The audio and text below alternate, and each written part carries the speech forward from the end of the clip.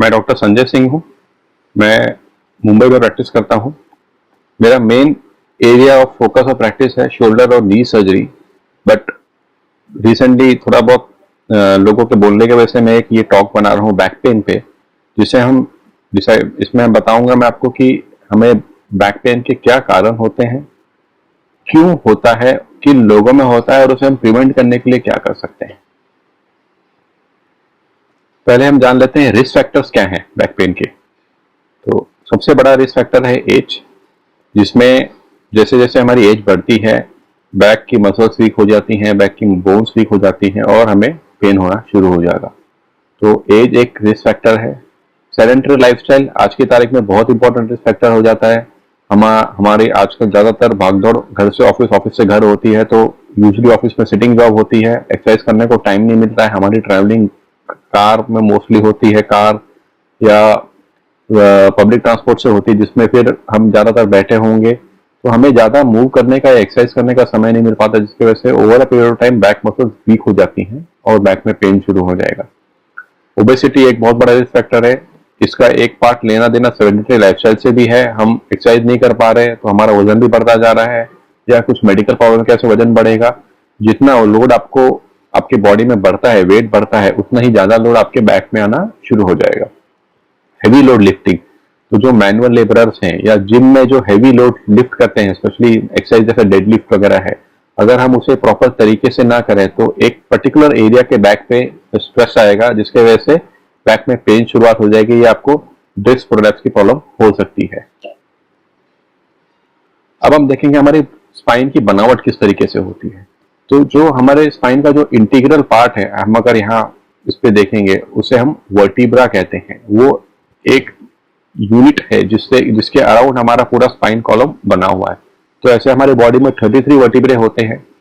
हर vertebrae के बीच में, next दो वर्टिब्रे के बीच में एक इंटरवर्टिब्रल डिस्क होता है, जो बेसिकली वर्टिब्रा का शॉक एब्जॉर्बर होता है एंड जो लोड जो है वो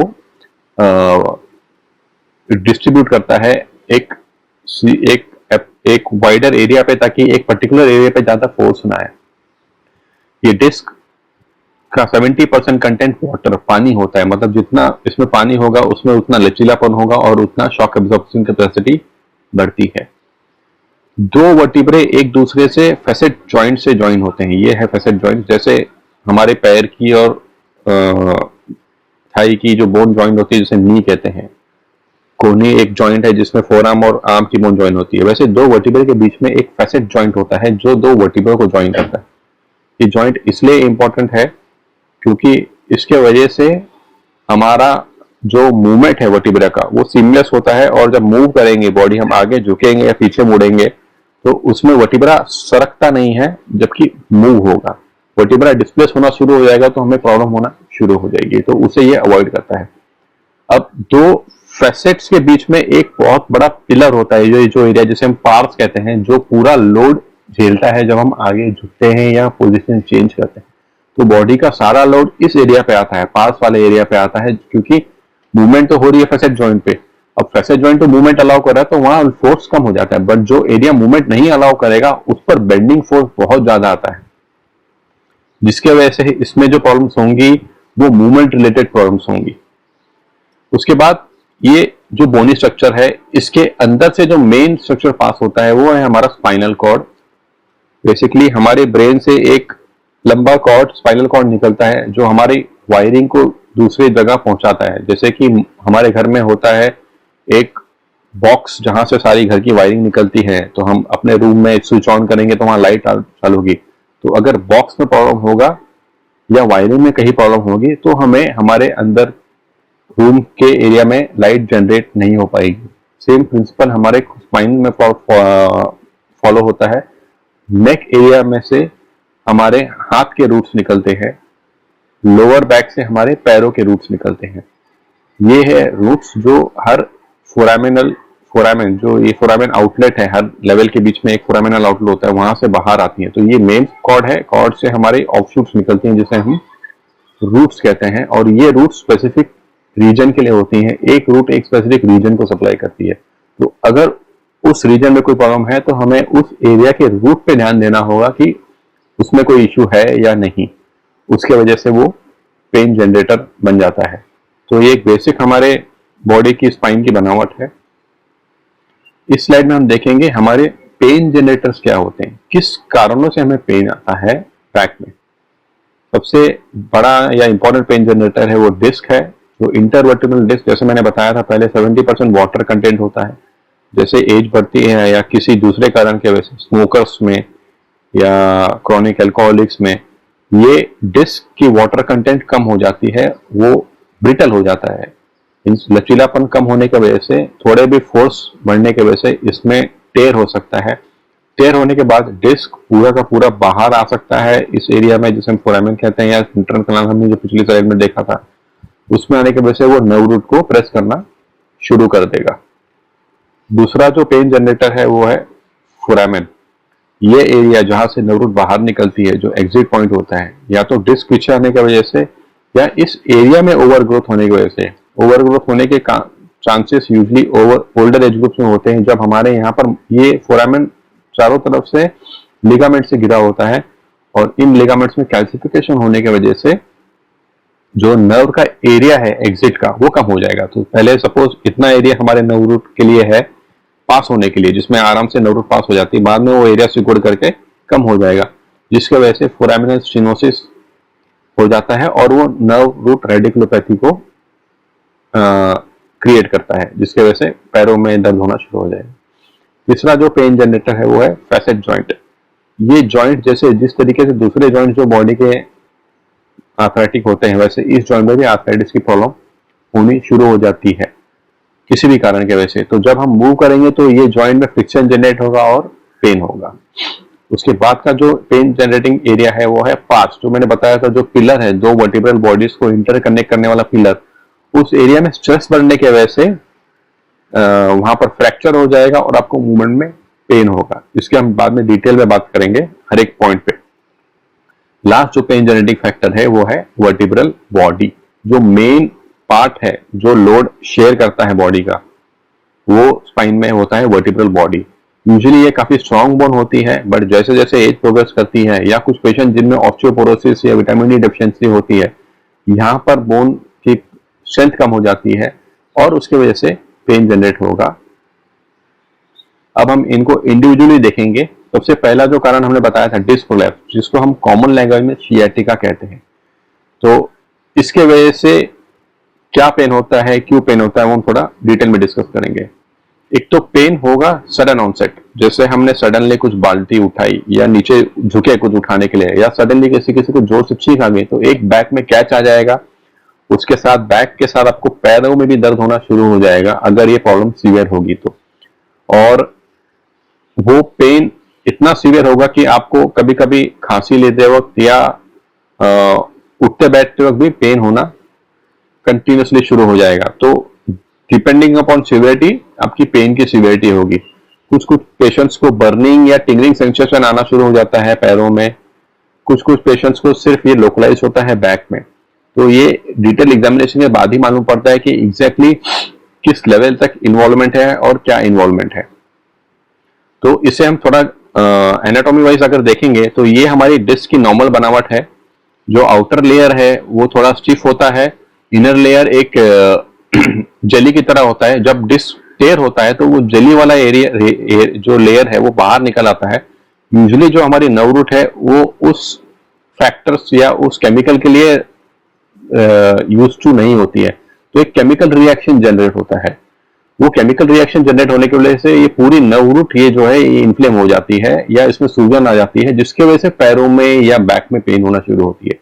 तो ये एक केमिकल फैक्टर है जिसकी वजह से पेन जनरेट होता है, जिसे हम मेडिसिन से कवर कर सकते हैं, पेन कम कर सकते हैं। दूसरा जो फैक्टर है वो मैकेनिकल फैक्टर है, क्योंकि डिस्क बाहर आया हुआ है। जो स्पेस नर्व रूट के लिए पहले डेडिकेटेड स्पेस था उसमें अब डिस्क आ गया है, तो वो नर्व रूट को जाने के लिए स्पेस कम हो गया है, जिसकी वजह से उस पर प्रेशर आने की वजह से नर्व रूट पिंच होने की वजह से मैकेनिकल पेन है। तो ये दो कंपोनेंट्स होते हैं पेन के, केमिकल और मैकेनिकल, और दोनों की ट्रीटमेंट कंप्लीटली डिफरेंट है। सबसे पहला इंपॉर्टेंट है फर्स्ट एपिसोड। स्पेशली अगर आपको जब पहली बार प्रॉब्लम हुआ है तो कंप्लीट बेड रेस्ट एक बहुत इंपॉर्टेंट फैक्टर जिसे हम अवॉइड करते हैं। रेस्ट लेने से ये होगा कि आपके डिस्क को थोड़ी सी स्पेस मिलेगी ये रिलैक्स होने के लिए। जब हम बैठते हैं या खड़े होते हैं तो हमारे डिस्क पे वर्टिकल प्रेशर आता है और कंटिन्यूसली वर्टिकल प्रेशर होने की वजह से डिस्क बाहर की तरफ सरकेगा, पीछे की तरफ सरकेगा। जब हम लेटेंगे तो वो प्रेशर रिलीव हो जाता है एंड डिस्क वापस अंदर अपनी जगह पे आने की कोशिश कर सकता है। तो अनलेस हम रेस्ट लें, हम उस प्रोसेस को जनरेट ही नहीं करेंगे कि डिस्क वापस जाएगा और प्रेशर रिलीव हो जाएगा। तो फर्स्ट एपिसोड में बेटर हीलिंग के लिए बेड रेस्ट बहुत जरूरी है। आइडियली 6 वीक्स का होना चाहिए, बट हम जानते हैं कि आजकल की लाइफस्टाइल में 6 वीक्स कंप्लीट बेड रेस्ट लेना बहुत मुश्किल है। इसलिए हम जितना हो सके हम इसे एटलीस्ट 1 to 2 वीक्स रेस्ट लेके आराम देना चाहिए, उसके बाद हमें नेक्स्ट स्टेप पे जाना चाहिए। साथ में हम केमिकल इरिटेशन को कंट्रोल करने के लिए मेडिकेशन स्टार्ट करते हैं। फिजियोथेरेपी में मोडालिटीज होती हैं जैसे टेंस, जो इन्फ्लेमेशन और इरिटेशन को कम करती हैं। जो सेकेंड पार्ट है फिजियोथेरेपी का वो है मसल स्ट्रेंथनिंग पे। मसल स्ट्रेंथनिंग करके जितनी हमारी मसल्स बैक की स्ट्रांग होगी उतना बोन और डिस्क पे प्रेशर कम आएगा, उतना हीलिंग इंप्रूव होगा। तो ग्रेजुअल प्रोसेस होता है जिसमें हम ग्रेजुअल बैक की स्ट्रेंथनिंग शुरू करेंगे और धीरे धीरे पेन कम होना शुरू हो जाएगा। एक्सर्शन हमें अवॉइड करना चाहिए। जिस एक्टिविटी से हमें ये एपिसोड प्रेसिपिटेट हुआ है उसे हमें कंप्लीटली अवॉइड करना चाहिए, अदरवाइज ये पेन वापस रिकरिंग होती रहेगी। फॉरवर्ड बेंडिंग कंप्लीटली अवॉइड करना चाहिए। जितना हम आगे झुकेंगे उतना डिस्क प्रेशर आएगा और डिस्क पीछे की तरफ निकलेगा कनाल में, तो हमें उस प्रेशर से बिल्कुल रिलीफ नहीं मिलेगा जो हमने रिलीफ गेन किया होगा। अगर हम आगे झुक के काम करना बंद नहीं करेंगे तो हमें वो पेन रिलीफ नहीं मिलेगा। हमें अपनी लाइफस्टाइल मॉडिफाई करनी होगी। जैसे अगर हमारा सेडेंटरी जॉब है तो हमें थोड़ा बहुत टाइम निकालना पड़ेगा बैक की एक्सरसाइज करने के लिए। वेट अगर बढ़ा हुआ है तो हमें वेट कम करना पड़ेगा बैक पे लोड कम करने के लिए। तो इस तरीके से हमें अपना लाइफस्टाइल मॉडिफाई करना होगा, हमें फ्यूचर प्रॉब्लम से प्रिवेंट करने के लिए, अगर हम चाहते हैं कि इसका एक परमानेंट सोल्यूशन निकले। और जैसे मैंने बताया हमें बैक की स्ट्रेंथ को रीगेन करना पड़ेगा सो दैट बैक पे लोड ना आए। अब हम आते हैं सेकंड प्रॉब्लमेटिक एरिया पर, फोरामिनल स्टेनोसिस। तो इसमें जो मैंने बताया 2 कारण होते हैं, एक तो डिस्क पीछे आ गया है, दूसरा फोरामिन में अपने आप जगह कम हो गई है। तो इसका जो मेन प्रेजेंटिंग फीचर होता है वो होता है लेग पेन। पेशेंट्स बैक में यूजुअली बिल्कुल पेन नहीं कंप्लेन करते हैं। तो पेशेंट आते हैं नी पेन और लेग पेन के साथ में कि हमारे नी में लेग में पेन हो रहा है, बट एक्चुअली प्रॉब्लम होती है बैक में, क्योंकि जहां पर नर्व ओरिजिनेट होती है वहां पर नर्व पिंच हो रही है। तो उसे हम फोरामिनल स्टेनोसिस के हिसाब से ट्रीट करते हैं। तो इसमें भी टिंगलिंग नंबर्स काफी कॉमन है। बैक पेन के साथ में टिंगलिंग नंबर्स होगी और चलने पे थकावट होगी, ज्यादा देर हम चल नहीं पाएंगे। जब थकावट होना शुरू हो जाएगी तो आपको रुकना पड़ेगा। तो ये कुछ सिम्टम्स हैं जो हम इससे रिलेट कर सकते हैं। उसके इसमें यूजुअली केमिकल फैक्टर्स ज्यादा नहीं होते क्योंकि डिस्क प्रोलैप्स इतनी कॉमन, अगर डिस्क प्रोलैप्स नहीं है और सिर्फ हमें उस एरिया में बोन ओवरग्रोथ की वजह से है तो हमें फिजियोथेरेपी पे ज्यादा ध्यान देना होगा। फिजियोथेरेपी से हम उस एरिया को मोबिलाइज करके थोड़ा सा स्पेस क्रिएट करते हैं नर्व के लिए और धीरे धीरे पेन कम होना शुरू हो जाएगा। कुछ पेशेंट्स में हमें मेडिसिन और फिजियो के बाद भी पेन अगर नहीं कम होता है तो एक रूट ब्लॉक जिसे हम इंजेक्शन देते हैं पेशेंट को ऑपरेशन थिएटर में लेके, इस एरिया को हम सियाम या एक स्पेशल हमारे पास इमेज इंटेंसिफायर मशीन होती है ऑपरेशन थिएटर में, उसके अंदर देख के उस एरिया को टारगेट करके हम नर्व रूट के अलॉन्ग इंजेक्शन देते हैं और पेन कम हो जाता है सो दैट हम अपना एक्सरसाइज वगैरह से इसे ठीक कर सकें। अगर इंजेक्शन के बाद भी ये प्रॉब्लम ठीक नहीं होती तो इन सीवियर केसेस में हमें इसको रिलीव करने के लिए सर्जरी करनी पड़ती है। नेक्स्ट प्रॉब्लम पे जो हम आते हैं वो है लिस्थेसिस, जिसे मैंने बताया था कि पार्स जो एरिया है, जो पिलर है, उस एरिया पे स्ट्रेस पड़ने की वजह से उस एरिया में फ्रैक्चर हो जाएगा। अब फ्रैक्चर होने के बहुत सारे कारण होते हैं। ओल्ड एज, जैसे हमारी एज बढ़ेगी, बोन्स की स्ट्रेंथ कम होगी, मसल्स की स्ट्रेंथ कम पड़ेगी, उस एरिया में स्ट्रेस बढ़ेगा और वहां पर फ्रैक्चर हो जाएगा। सेकेंड कारण है ऑस्टियोपोरोसिस। भले ही हमारी एज ज्यादा नहीं हो, 50-60s में हो, बट बोन की स्ट्रेंथ कम हो जाएगी ऑस्टियोपोरोसिस में और वहां पर फ्रैक्चर होने का चांसेस बढ़ जाएंगे। यंग पेशेंट में भी ये फ्रैक्चर हो जाते हैं। विटामिन डी डेफिशिएंसी सबसे कॉमन फैक्टर है यंग पेशेंट में होने का, ये फ्रैक्चर होने का। स्ट्रेस फ्रैक्चर मतलब जो बॉडी बिल्डर्स हैं या हैवी लिफ्टर्स हैं वो नीचे से अगर वेट उठाते हैं विदाउट प्रॉपर टेक्निक या प्रॉपर फॉर्म तो इस एरिया पे बहुत ज्यादा स्ट्रेस आता है और इस एरिया में फ्रैक्चर क्रिएट हो जाता है। और एक कॉज होता है फ्रैक्चर का कंजेनाइटल। बचपन से ही इस एरिया में एक लाइन होती है जो फ्यूज नहीं हुई होती है, जो एक कंजेनाइटल कॉज है, जैसे जैसे एज बढ़ेगी ये प्रॉब्लम बढ़ेगी उन पेशेंट्स में। तो आपको ये फ्रैक्चर हुआ नहीं है, आप इसी के साथ यूजुअली आपकी ग्रोथ हुई है, और जैसे जैसे एज बढ़ेगी ये प्रॉब्लम बढ़ती जाएगी। इसका जो मेन फीचर है वो है डिफिकल्टी इन वॉकिंग, मतलब चलने में डिफिकल्टी होगी, पैरों में थकावट आना शुरू हो जाएगी। प्रॉब्लम क्यों होती है, आप जिस देखेंगे कि ये बोन की अलाइनमेंट चेंज हो गई है, ऊपर वाला कॉलम थोड़ा आगे है, नीचे वाला कॉलम पीछे है। तो जब हम चलेंगे, इसके अंदर का जो स्पाइनल कॉर्ड है, जब हम चलेंगे तो पूरा बोन आगे मूव होने के स्पाइनल कॉर्ड यहाँ पर पिंच होना शुरू हो जाएगा। जैसे हम चलेंगे या पोजीशन चेंज करेंगे, अगर हम लेट के उठेंगे या बैठ के चलना शुरू करेंगे तो सडन बैक में कैच आएगा और ज्यादा दूर हम चल नहीं पाएंगे, क्योंकि स्पाइन पिंच होने की वजह से कांस्टेंट पेन बैक में बढ़ जाता है और ब्लड फ्लो स्पाइन का रुक जाता है और पैरों में पेन जनरेट होना शुरू हो जाता है, थकावट आना शुरू हो जाती है। एक पर्टिकुलर पॉइंट के बाद आप बिल्कुल चल नहीं पाएंगे और आपको रुक के वेट करना पड़ेगा, आराम पड़ेगा, उसके बाद आप आगे चल पाएंगे। तो सीवियर पेशेंट्स में 10 मीटर भी चलना बहुत मुश्किल हो जाता है। इसका ट्रीटमेंट है, पहले तो हम कारण को डिफाइन करें, क्यों हुआ है, ऑस्टियोपोरोसिस या विटामिन डी डेफिशिएंसी, उसको ट्रीट करें तो उससे फ्रैक्चर रिवर्सल होना पॉसिबल है। आसपास की मसल्स को स्ट्रेंथन करना बहुत जरूरी है। माइल्ड केसेस में स्पेसिफिकली अगर हम आसपास की मसल्स को स्ट्रेंथन कर देंगे तो जो डिस्प्लेसमेंट है स्पाइन की वो कम हो जाएगी कंपैरेटिवली, और पेन होना कम हो जाएगा, चलने पे इंस्टेबिलिटी कम हो जाएगी। लाइफस्टाइल मॉडिफिकेशन, आपको हैवी लिफ्टिंग बंद करना पड़ेगा, आपको वेट कम करना पड़ेगा और स्पेसिफिक एक्सरसाइज प्रोग्राम फॉलो करना पड़ेगा। और सीवियर केसेस में जिसमें बिल्कुल ही रिलीफ नहीं मिल रहा है इन सब चीजों से, हमें सर्जरी भी करनी पड़ सकती है। अब हम आते हैं लास्ट कंपोनेंट पे, जो है वर्टिब्रल बॉडी फ्रैक्चर।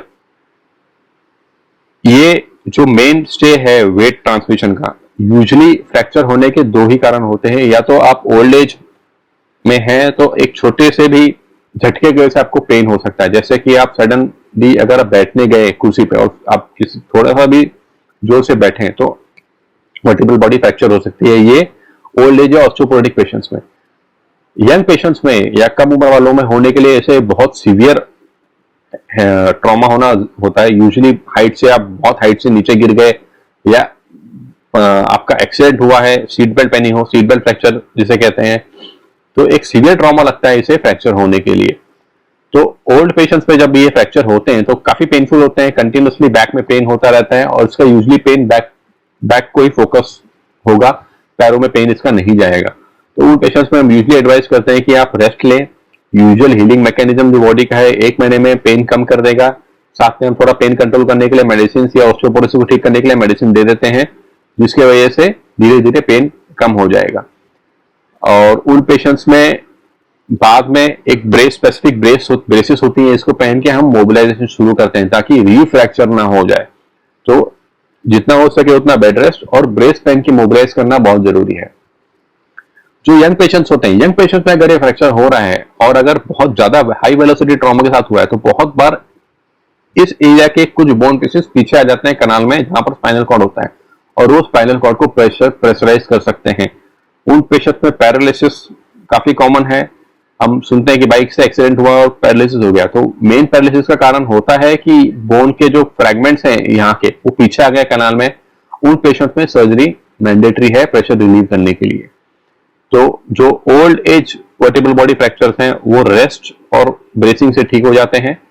अगर उन पेशेंट्स में ठीक नहीं हो रहा है, कभी कभी ओल्ड पेशेंट्स में भी इस एरिया में बोन इतनी कमजोर हो जाती है कि वो हील ही नहीं हो पा रही, उन पेशेंट्स में सीमेंट इंजेक्ट कर देते हैं इस एरिया पे इंस्टेड ऑफ बोन, तो वो लोड लेना शुरू कर देगी, जिसे हम वर्टिब्रोप्लास्टी कहते हैं, और पेन कम हो जाएगा। तो ओल्ड पेशेंट्स में वर्टिब्रोप्लास्टी कर सकते हैं।